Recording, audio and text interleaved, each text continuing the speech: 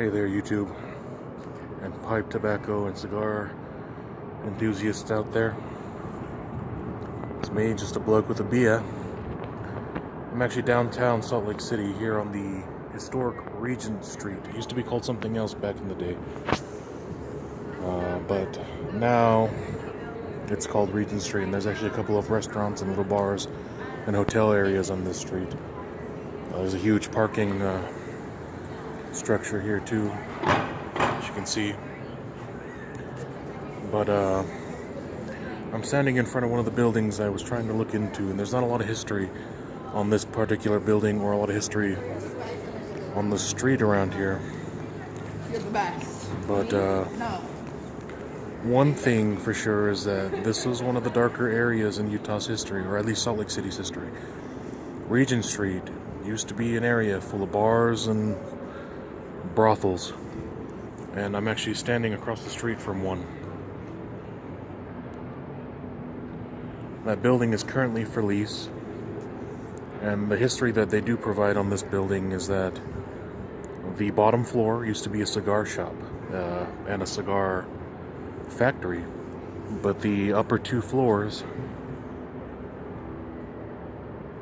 as you can see, were used as brothels. And there were a couple of old buildings here in the area that were just on the other street on about 156 South and State Street is Jeanies tobacco shop. They're probably the oldest tobacco shop in the state right now because they opened up in the 1940s as a tobacco shop, but what it was used before was a whorehouse as well. And I actually got to talking with one of the employees there who said the upper two floors there are still used as it's vacant space, but it used to have 30 or so rooms in the top two floors. Now, when the owner bought the building, they tore down all the walls up there, and they found knives. They found black powder guns, typical of the Old West, all stored inside the walls and everything like that. But the place, as far as the owner knows, was used as a brothel before, and so is this building. So when we talk about the tobacco history of Utah, there were a lot of cigar factories around this area as well that also doubled up as a brothel, and this was one of the buildings.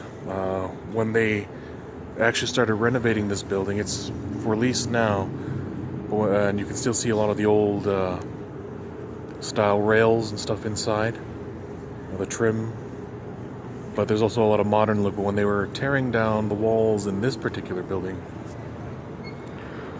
they found wallpaper typical of brothels in the Old West, meaning that they had nude images and everything else. And you also found weapons of that period and stuffed in the walls, no doubt used by the prostitutes who worked these brothels to defend themselves against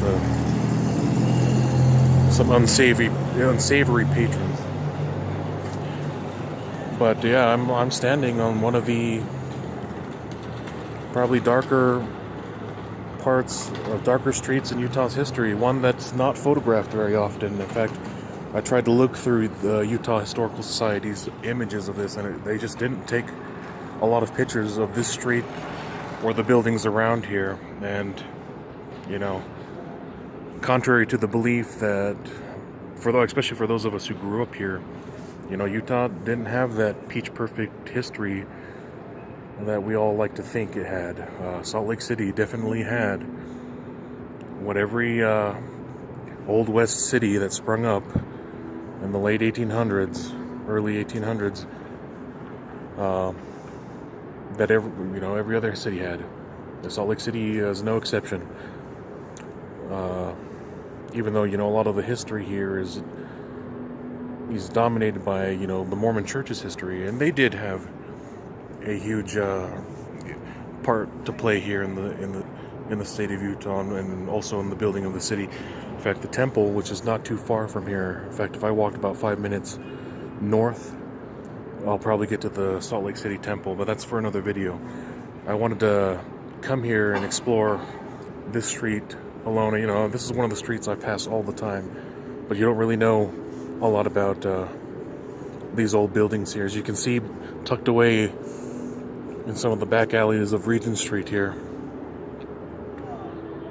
you still get those late 1800 buildings, early 1900 buildings that are either for sale or, you know, other businesses have taken up residence there.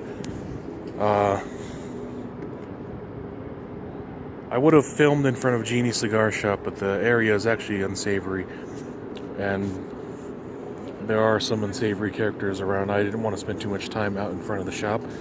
Now, that shouldn't deter you from going there. I know during the daytime, it's because they close a little later, and I am out a little bit later than normal.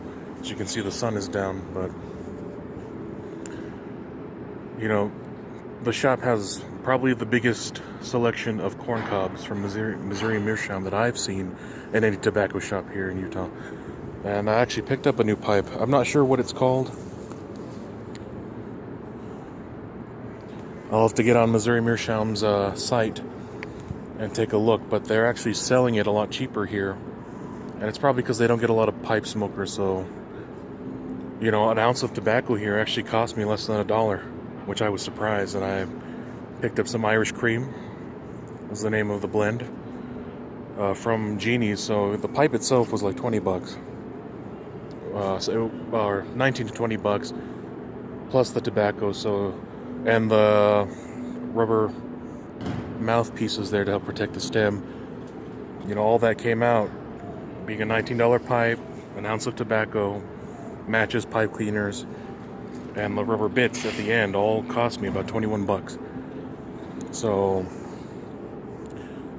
their shop definitely has some good prices, and definitely is favorable to the pipe community, even though they sell mostly cigarettes. And that's because the homeless population likes to hang out outside of the shop because they can get those cheap cigarettes. Anyways, I'm just walking around. You can kind of see, like, even some of these modern buildings are connected to some of these old buildings. I'll show you back here. This is kind of a spooky looking alleyway, but you can kind of see where the new building merges into the older buildings. I definitely wish there was more information on Regent Street. I just know that a lot of Utah saloons, a lot of its brothels, and a lot of its tobacco manufacturers took up shop around here. It's definitely a nice place. There's a lot of people walking around, especially on this street now. So I've seen a couple of security trucks going up and down the street, but the street over may be a little bit... State Street is the street over, actually. And some parts of it can be a little unsavory, but I thought I'd keep you guys updated here in Salt Lake City, the Beehive State. And hope you guys are enjoying your evening wherever you are in the world. Take care. Happy smoking. Cheers.